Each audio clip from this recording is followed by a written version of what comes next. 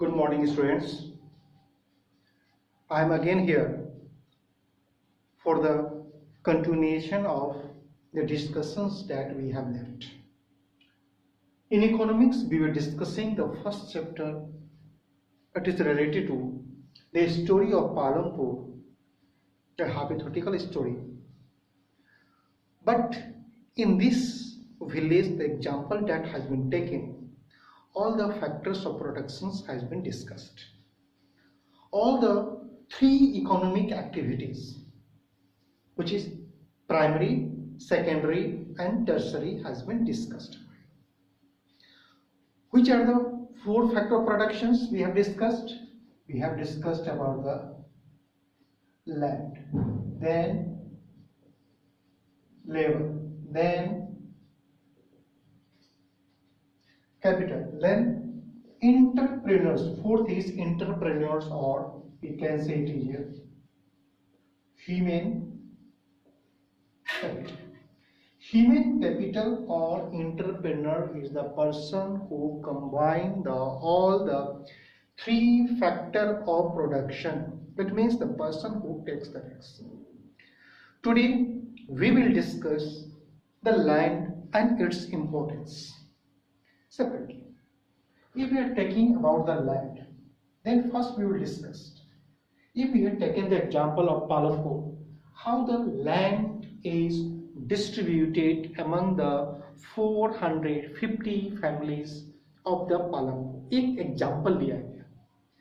इस एग्जाम्पल में इस गांव में, इस विलेज में 450 family, 450 families had been shown. What this shows, in 450 families, it is said that there are 150 families. What is their landless? उनके पास कोई जमीन नहीं है. 150 फैमिली, इनके पास कोई जगह नहीं, कोई जमीन नहीं है, लैंड नहीं है इनके पास. इसका मतलब वो फूड के लिए they cannot depend on the agriculture. Then there are another 240 families who has got less than acre of land. छोटा टुकड़ा, not 2 acres actually, up to 2 acres, 0 to maximum 2 acres. छोटा टुकड़ा. छोटा टुकड़ा क्यों है? क्योंकि जो हमारे यहाँ जो इनहेरिटेंस लॉ है, according to this inheritance law, the size of the plot has been decreasing. कम होता चला गया. एक ही जमीन का टुकड़ा में बढ़ते बढ़ते बढ़ते छोटा होता चला गया. मान लिया एक बड़ा लैंड का टुकड़ा है, ही हैज गॉट 2 सन, तो 2 पार्ट्स में डिवाइड किया. Each son has got further 2 sons, तो ये भी 2 पार्ट्स में हो गया. फिर भी अगर मैं एग्जांपल 2 ही सन का लेता हूं, तो जो एक बिग पीस था, अब ये स्मॉल पीस में कन्वर्ट हो गया. It means we can say it was the inheritance law. According to this inheritance law, size of the plot has been decreased. Now we have got, then out of 40 there are 60 families who has 2 acre to 10 acres of land. 2 से 10 एकड़. इसमें से कुछ ऐसे भी हैं जिनके पास 10 एकड़ से ज्यादा लैंड है. अगर देखा जाए परसेंटेज, तो ये 60 बहुत ही कम है. ये 150 families, 240 families and 60 families. ये जो 60 families होगा, ये लगभग ज्यादातर लैंड, 50% लैंड को ओन करता है. What happens to these people? If they are engaged in the agriculture, then they would sell the excess of produce that they have got it. Market में बेच देंगे, उनको एक्स्ट्रा इनकम मिल जाएगी. It is hard for these groups of peoples. These are 240 which constitute around 50 to 53%. इनके लिए दो square दो समय का भोजन या 2 square meal food difficult to arrange and fulfill their other necessities. And economics says that we have to fulfill the other necessities. It means they are supposed to work other than their land. They are supposed to work in the field of others or any other activities they have to engage to earn the money. But these people, they have to depend on the labor work. It means they have to work in the field of the other farmers or the small farmers or the big farmers. The small farmers are able to manage with their families, but big farmers, they have to manage it. If not, if they are not getting the work, then they have to go to the outside the city in search of the work, because they cannot get the food because they don't have the land. Now, what type of agriculture is done? It is to be seen very carefully. It is said that in the Palampur, the villages produces kharif crops. खरीफ में क्या करते हो?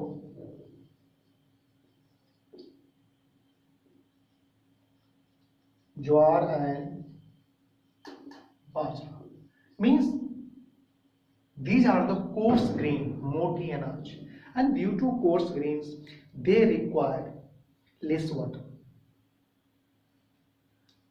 In rabi crops, they use generally wheat. उनको wheat. इस बीच में they are also producing the potato. इन दोनों crops के बीच में वो पोटैटो का जनरली जो लाइफ स्पैन है, प्रिपेयरिंग है, it is for 75 days to 120 days depending on the area, the weather condition or climatic condition or type of soil. If we take an average, it takes the 75 to 90 days. इसका मतलब इस बीच में अक्टूबर से दिसंबर तक का जो टाइम होता है, they are able to produce the potato. Means they are able to produce the extra crops. But they are also producing the sugar cane. And for what purpose sugar cane is used? Sugar cane used to produce the jam. Now questions comes कि ये multiple crops कर रहे हैं, क्या reason है? ज्यादा crops, irrigation चाहिए. Earlier they were using the Persian wheel to irrigate. Persian wheel you might have read in the class 7. वो medieval period से चलता आ रहा है. कुएं से पानी निकालना है, ऑक्स उसको रोटेट करेगा, उसमें छोटा छोटा बकेट टाइप का लगा रहेगा, और जैसे वो रोटेट करेगा, वो नाचेगा, तो नीचे से बेल से पानी निकालेगा, नीचे गिराता चला जाएगा. It takes time. टाइम का मतलब it also consume the labour, और जैसे लेबर हो जाएगा, इसकी टाइम क्या हो जाएगी? बढ़ जाएगी. कॉस्टिंग क्या हो जाएगी? बढ़ जाएगी. which was very difficult for these groups of people to manage. The capital that they had to manage, it is becomes difficult. And cost जो प्रोड्यूस का हो जाएगा, ये क्या हो जाता था? बढ़ जाता था. आखिर लैंड इतना इंपॉर्टेंट क्यों है? एक बात दिमाग में आ गई कि सर लैंड तो पहले भी था, पहले भी लोग खाना खाते थे, अब भी खाना खा रहे हैं. लेकिन थोड़ा सा मैं आपको कैलकुलेशन बताऊंगा. I do hope you must be ready with your pen and copy और paper to get the calculation. How the land is important for us. Agriculture is important for us.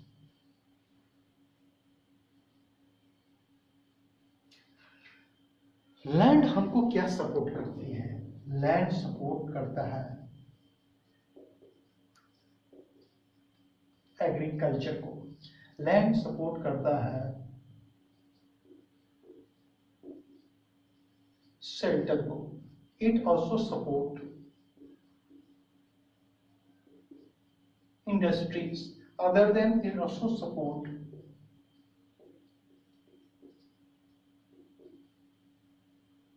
transportation means roadways, railways, airways. I'm not talking about the waterways. Roadways जगह चाहिए, land चाहिए, railway land चाहिए, जगह, track लगाएंगे तो जगह तो चाहिए, स्टेशन बनेगा जगह तो चाहिए। और जहां पर रोडवेज बन गया, जिस नए इलाका में रेलवे बन गया, जहां पर एयरवेज एरोड्रम बन गया है, या जहां पर इंडस्ट्रीज लग गया, जहां पर शेल्टर लग गया, वहां पर एग्रीकल्चर नहीं हो सकती है, वहां पर एग्रीकल्चर नहीं हो सकती। अब क्वेश्चन होता है कि हम कितने एरिया पर एग्रीकल्चर कर सकते हैं। The data says I have taught you in geography, पढ़ाया था आपको कि area of India it is 3.28 millions square kilometres. ये इंडिया का एरिया है, कितना है? Area of India is 3.28 million square kilometre. इस 3.28 का 43% 43% of this one is plain, and if it is a plain then it support agriculture। अब आता है कि हम कितनी इलाके पे कर सकते हैं। अगर इसको कन्वर्ट करेंगे तो हमको लगभग आ जाएगा 141 millions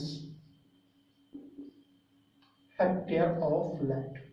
141 million hectares of land जो प्लेन में है। अब प्लेन में होने का कारण ये एग्रीकल्चर को सपोर्ट करता है, बहुत ज्यादा लैंड है। तो हमने सिर्फ प्लेन की बात किया है, लेकिन प्लेट्यू रीजन भी है। Plateau region actually do not support agriculture much, but at least it do support some type of crops because soil is not fertile. If the soil is not fertile, rainfall is scarce, then it would support only a limited variety of crops.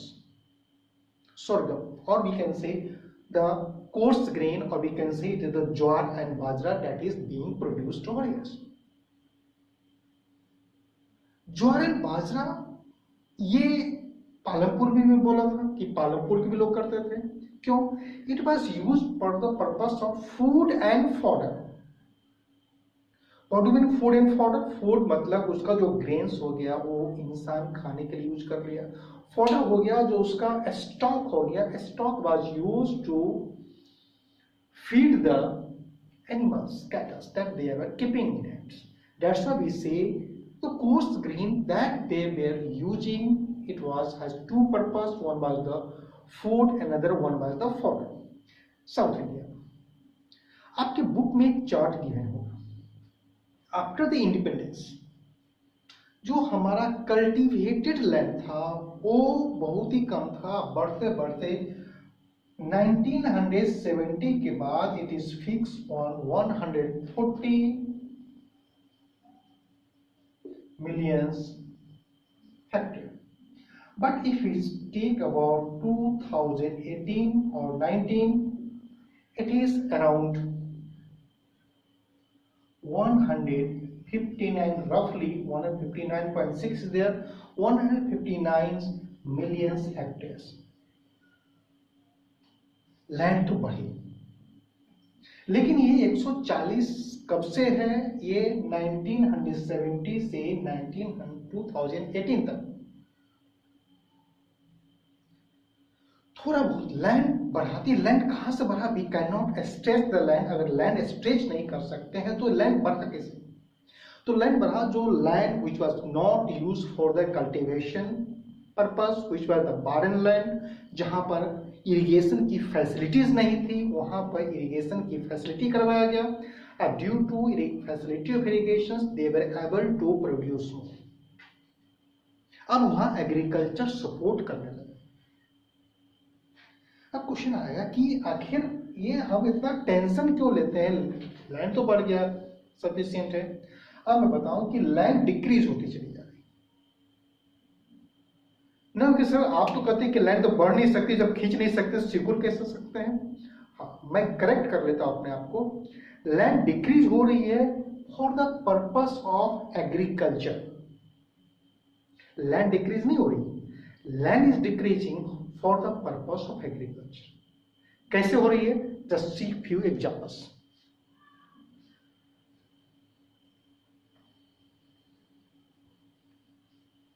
What the pressure is coming on the land? According to 1951 census, it was population of India was 36 crores। वो मैंने लाख्स को छोड़ दिया, एक रफली idea दिया, मैंने exact calculation नहीं कर रहा हूं, एक रफली calculation to make you understand how much pressure is on the land. 1951 के सेंसस के हिसाब से इंडिया का जो पॉपुलेशन था इट वाज रफली 36 crore. 2001 it was 101 crores and 2011 it was 121 crores। 2021 awaited, thus recently it is going to announce. But you see, if you're seeing the news channels, they are simply saying that population of India is 130 crores. Whoever explains in our country we support the 130 crore population, they are simply without before the calculations they are saying it, because before the census they are simply saying that India का population 130 crores। कैसे पता? कि each year जो निकलता है according to the rate of growth, according to the rate of growth that is maintaining, according to they are able to summarize it। हम मान लेते हैं कि 130 करोड़ नहीं, it becomes 126 करोड़। हम कैलकुलेशन को थोड़ा सा इजी करने के लिए सीधा सीधा कैलकुलेशन होगा। 121 करोड़ कब था? 121 करोड़ था ये 11 में। अभी ये लगभग 126 करोड़ मान लिया ज्यादा है। Our new channel says that it is around 130 crores. Someone said it is 135 crores. The same thing. But we have to roughly calculation. We have taken 130. अब इतने दिनों में peoples increase by 90 crores. इतने। If we take this year's data 101 से 126 इस century की बात करें तो भी हमको लगभग पॉपुलेशन 25 करोड़ बढ़ गई है। अब बहुत बैक का हम कैलकुलेशन नहीं करें। Recently if we start the calculating this century itself, the 21st century, the population of India has increased roughly by 25 crores। अब ये 25 करोड़ कैसे इफेक्ट करते हैं?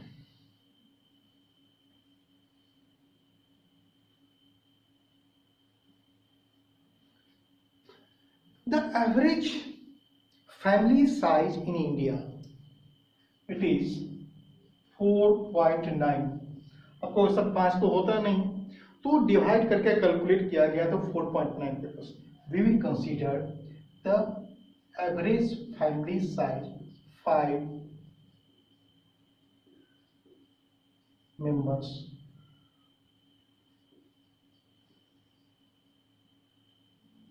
पर family, 5 members per family.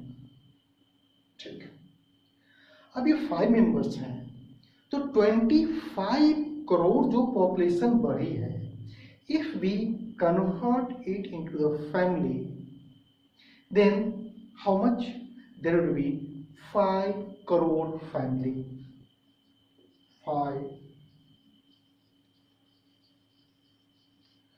5 crore family। Family कितना हो जाएगा?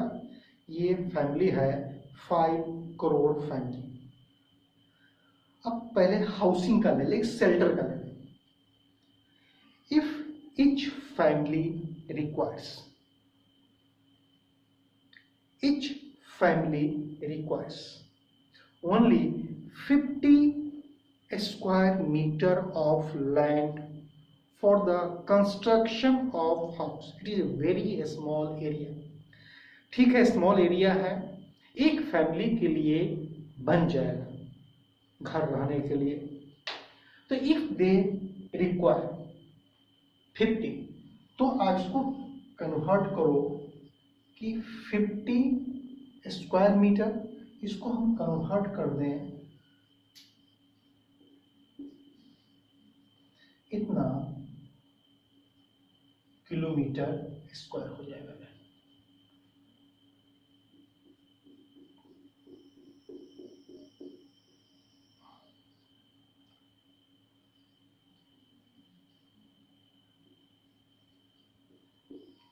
ये 2500 किलोमीटर स्क्वायर लैंड कहाँ चला गया है? This may be use for the construction of shelter. इसलिए जो टाउन है, अब टाउन हॉरिजेंटली नहीं बढ़ रहा है, टाउन वर्टिकली इंक्रीज कर रहा है। There is a reason of multi storey building in the city. Multi storey building बन रही है, उसके पीछे क्या रीजन? अब देखिए कि 2500 किलोमीटर स्क्वायर कन्वर्ट करेंगे तो उतना एकड़, 25,000 एकड़ जो हो जाएगा आपका, वो कन्वर्ट हो जाएगा, किस में कन्वर्ट हो जाएगा? It would convert into the shelter. अगर ये शेल्टर में चला गया, इसका मतलब इस पर एग्रीकल्चर नहीं हो सकता।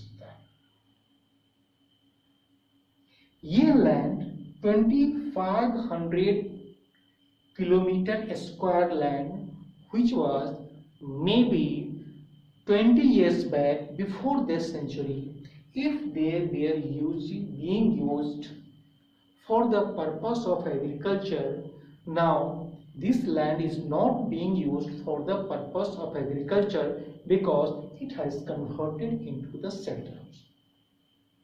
You may ask your parents, your grandparents, when they were child, if you are living in a city, confining area, अपने सिटी का कन्फाइनिंग एरिया पूछो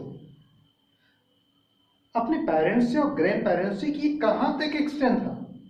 दे में से दैट ये तो यहीं तक एक्सटेंड था, उसके बाहर तो खेत था, हम लोग जाते थे, घूम के आते थे। Now it is completely covered with the shelter. वहां कुछ नहीं बच गया, क्या बन गया? वहां शेल्टर बन गया। इट मीन्स जहां एग्रीकल्चर, इसका मतलब कि एग्रीकल्चर लैंड कम हुआ या नहीं हुआ? एग्रीकल्चर लैंड कम हुआ। मैंने कहा था ना एग्रीकल्चर लैंड श्रिंक कर रही, कैसे कर रही है उसका।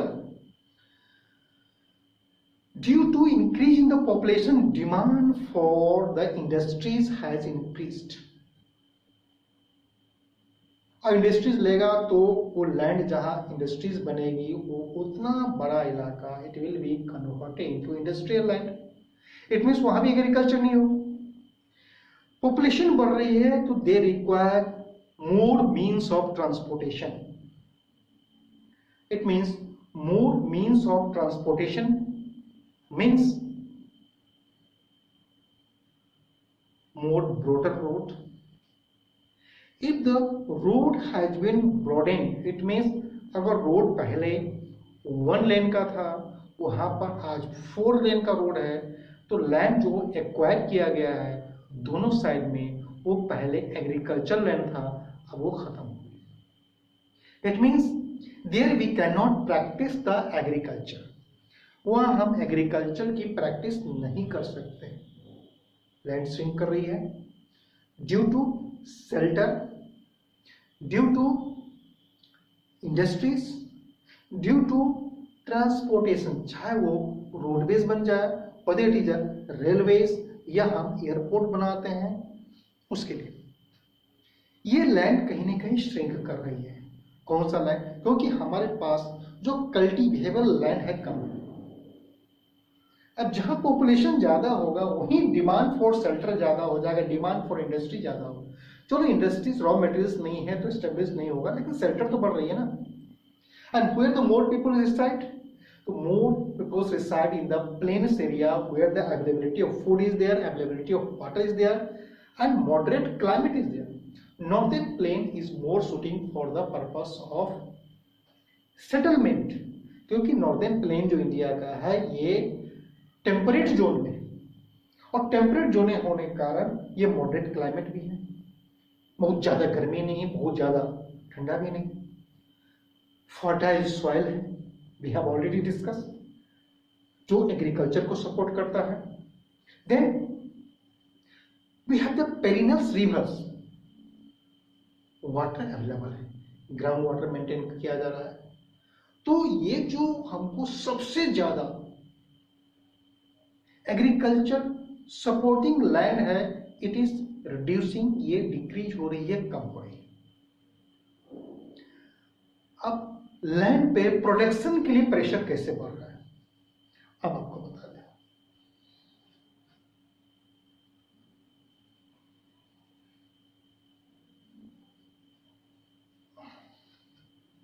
If we are talking only if this century, इसी सेंचुरी की बात करें तो पॉपुलेशन बढ़ के कितना हो गया,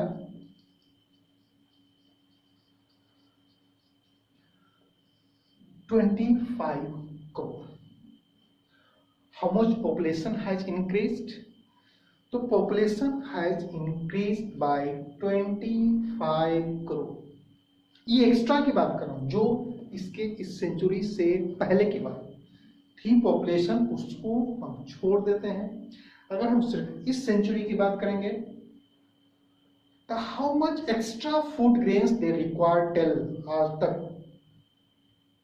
I am not talking about the sense of 2021, वो बाद में आएगा। मैं रफली लिया हूँ 18, 19, 20 का जो पॉपुलेशन है उसको लिया हूँ। ये पॉपुलेशन कितना बढ़ गया, 25 को। Average consumption of food grains in India, availability तो ज्यादा है, कहा कि अवेलेबिलिटी, राइस का जो अवेलेबिलिटी है it is 183 grams and wheat का हो जाएगा 133 grams. Let us suppose not 183, not 133, हम कैलकुलेशंस के लिए ले लें कि पीपल्स एक दिन में एक आदमी only they are consuming 100 grams of rice. एक दिन में सिर्फ वो 100 ग्राम एक आदमी करता है राइस। अब ये जो 25 करोड़ पीपल्स हैं हु हैज इंक्रीज्ड, बढ़ गए हैं कब से, इस सेंचुरी में। How much they requires, if require 100, if we convert into kg,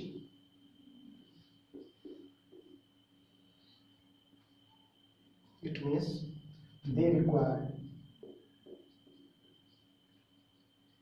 crore kg rice per day। एक दिन में हमको 2.5 करोड़ केजी राइस एक्स्ट्रा चाहिए, जो इस सेंचुरी के स्टार्ट होने के टाइम में था। अब जब सेंचुरी स्टार्ट हुई उस समय और अभी के कंपैरिजन करेंगे तो हमारे पास लैंड, एग्रीकल्चर लैंड रिड्यूस हो गया है। Demand for food grains has increase tremendously. अब एग्रीकल्चर लैंड रिड्यूस हो गया और फूड की डिमांड बढ़ गई। हाउ मच, हमने सिर्फ एक राइस का एग्जांपल लिया है। I have not taken the example of weight, we have not taken the example of pulses. आप एग्जाम्पल कैलकुलेट कर देखना, how much pulses we are using, कितना ग्राम एक आदमी यूज करते हैं, 10 ग्राम 15 ग्राम.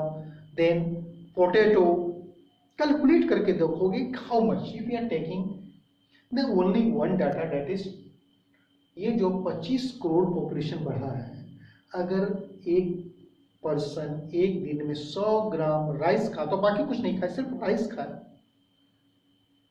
तो हमको per day 2.5 crore KG extra rice चाहिए. ये एक दिन में है, तो सीजन आते आते 365 दिन 365 डेज में कितना चाहिए? You simply multiply 2.5 into 365 crore KG rice extra चाहिए. From where just calculate you can get it, कि एक साल में हमको कितना ज्यादा राइस, ये सिर्फ मैंने एक एग्जांपल लिया rice. Then what is the alternative if we are not able to stretch the land? Can we produce more from the same piece of land? Earlier ये सोच से बाहर की बात थी कि कैसे हो सकता है, but it was made possible.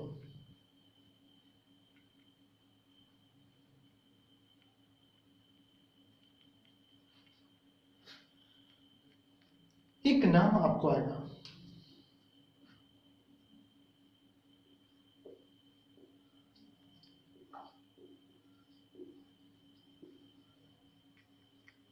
Norman Borlaug from USA. He is known as the father of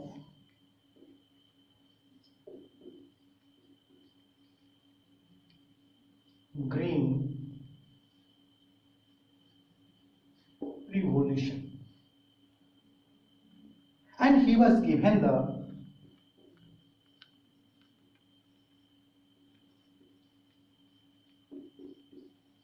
Peace Prize in 1970 for the purpose that he had saved the millions of lives from dying of starvation.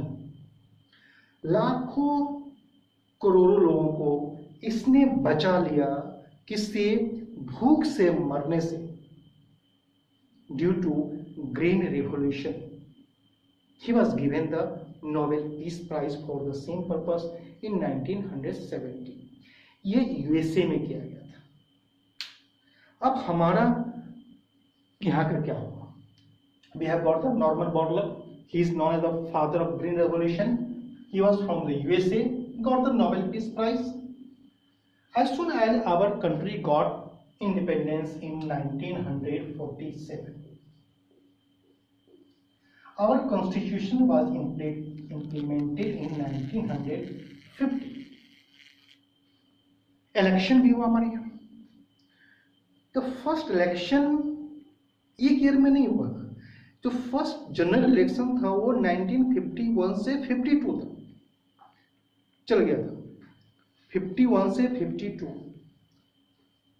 It means that 51 के अक्टूबर से start हुआ election. took the election of almost 6 months. 1951 से start हुआ 50 तक, हम उसकी बात नहीं करेंगे. Election we are talking about, we have borrowed the first 5-year plan. The idea of 5-year plan we have taken from the constitution of Russia.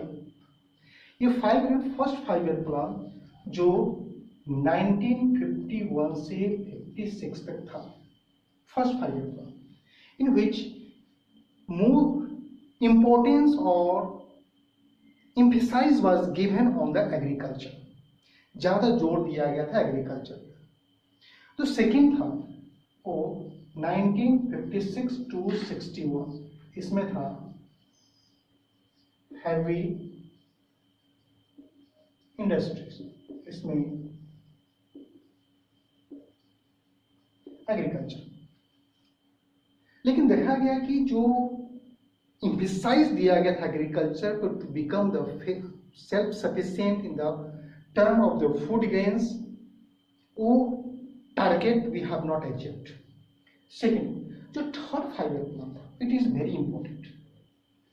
1961 से 66 इस बीच में कहा गया कि instead of targeting the whole country for the production of food crops, we should assist and emphasize only on those area which are capable. Capable means area which has self-sufficient the area जहाँ irrigation की facility थी। ये facility कहाँ मिला? ये मिला Punjab, Haryana and western UP. In India, M.S. Swaminathan, M.S.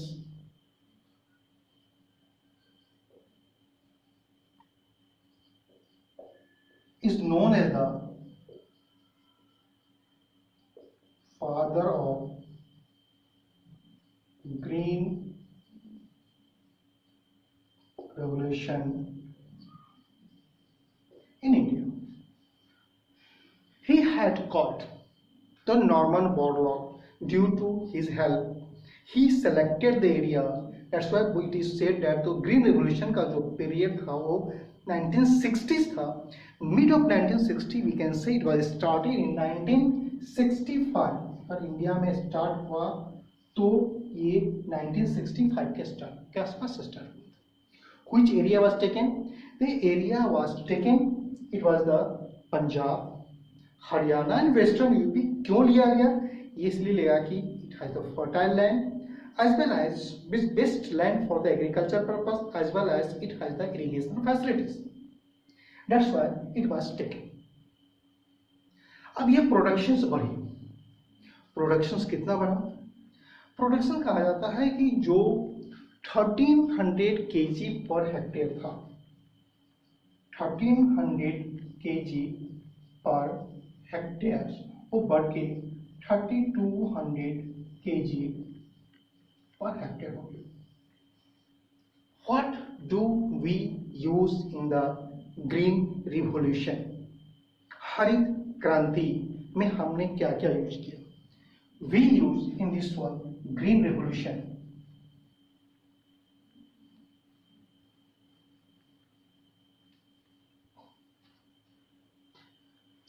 we use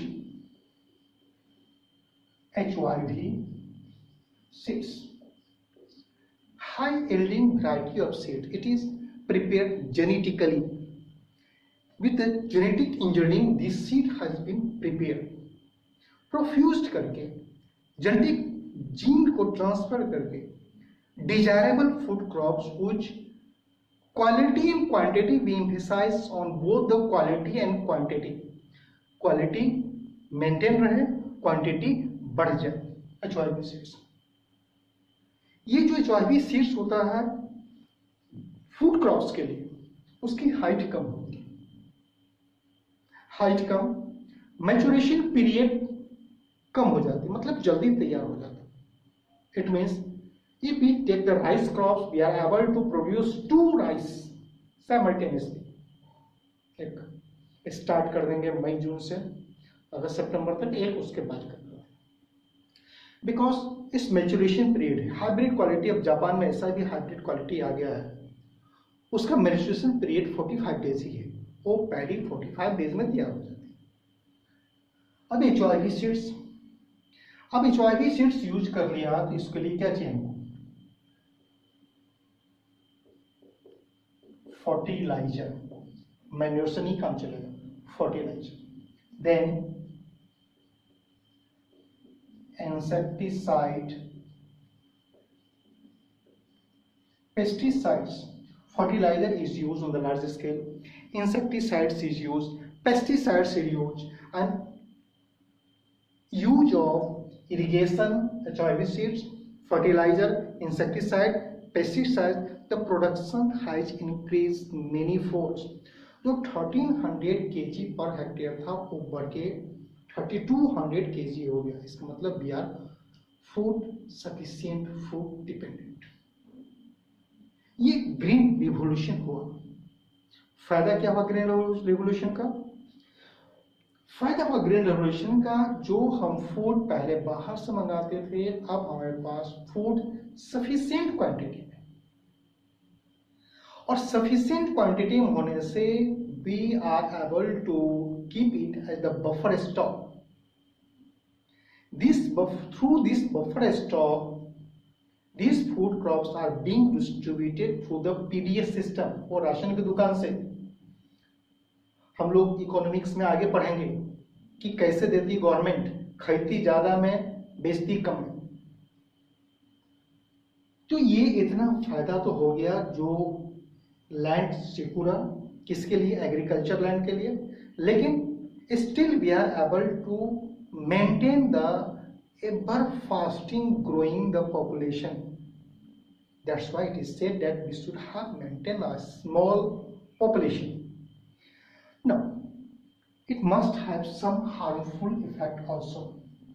useful है तो इसका कुछ न कुछ हार्मफुल इफेक्ट भी होगा। What are the harmful effects? HYV seeds requires more water than the traditional seeds। कहता है 1 kg राइस के लिए 1 kg rice requires 4000 to 5000 litre of water. 1 kg rice को प्रोड्यूस करने के लिए 4000 से 5000। अब बोलोगे ठीक है सर, ये तो खरीफ सीजन है। If the land rain is square, if we are talking about the area Punjab, Haryana, Western UP, where the rainfall itself very less। Punjab में तो 50 सेंटीमीटर के आसपास रेनफॉल होती है, 50 to 100 centimetre. Paddy crops requires 200 centimetre and more, 100 से 200 भी होगा। वहां पानी तो बारिश कम ही होती है, तो पानी कहां से आएगा? तो the using the ground water. 1 kg of wheat it requires 1500 litre of water. 1 kg rice में 4000 से 5000, 1 kg व्हीट में 1500 लीटर क्या चाहिए हमको? पानी चाहिए। ये पानी कहां से आता है? इरिगेशन के अलावा we are using the underground water. This underground water is depleting, और एक्सेस इरिगेशन से, ड्यू टू एक्सेस इरिगेशन जो सॉइल है वो सलाइन होता जा रहा है, सॉल्टी होता जा रहा है, क्योंकि पानी में सॉल्ट होता है, सॉइल की क्वालिटी खराब होती है। Excessive use of fertiliser make the soil barren. जो इंसेक्टिसाइड पेस्टिसाइड्स का यूज करते हैं, ये यूजफुल बैक्टीरिया को किल कर देता है सॉइल में, which converts into humus। ये यूजफुल बैक्टीरिया को किल कर देता है। बस ग्राउंड टेबल डिप्लीट हो रही है, कम होती चली जा रही है। उसके बाद हमारे पास एक्सेस यूज फर्टिलाइजर का यूज करने से, इंसेक्टिसाइड का यूज करने से, पेस्टिसाइड का यूज करने से क्या हो गया कि सॉइल तो खराब हो ही रही है। ये जो इंसेक्टिसाइड है, पेस्टिसाइड, वो सिप होके नियर बाय वाटर बॉडीज में जाएगा, वो वाटर भी अनफिट होता चला, पॉल्यूट होता चला जाएगा। तो वाटर पोल्यूशन, सॉइल की खराबी। क्रॉप्स में ये जो लिया गया है स्पेशली 5 क्रॉप्स था। इस 5 क्रॉप्स में 2 बहुत इंपॉर्टेंट हो गया, वो हो गया rice and the wheat, jowar bajra and मेज। Rice, wheat, jowar, bajra and मेज, इसमें राइस एंड व्हीट हो गया। अब farmers has started producing only the rice and wheat and they have giving the less attention on the other crops। Rice wheat का production तो बढ़ गया, बाकी चीज का प्रोडक्शन कम हो गया। In government is giving the incentive और MSP मिनिमम सपोर्ट प्राइस, इस कारण फार्मर्स और ज्यादा यूज करते हैं। and if they are producing more, using more irrigations, using more fertilizers, soil की क्वालिटी क्या हो रही है? खराब हो रही है। ठीक है, आपने देखा we cannot increase the land. The area under the agricultural land is decreasing. वो डिक्रीज कर रही है, लेकिन ये जो पॉपुलेशन बढ़ रही है उस पॉपुलेशन को फीड करने के लिए हम उनको क्या कर रहे हैं, खिला रहे हैं. कैसे खिला रहे हैं? It is due to the green revolution. We have got the merit of green revolution, we have got the demerit of the green revolutions, we have got how we have become the food self dependent, and we have got the land use, how we are using the land, because land cannot be stressed. In the next video we will discuss the another component. In the next video we will continue it. Thank you.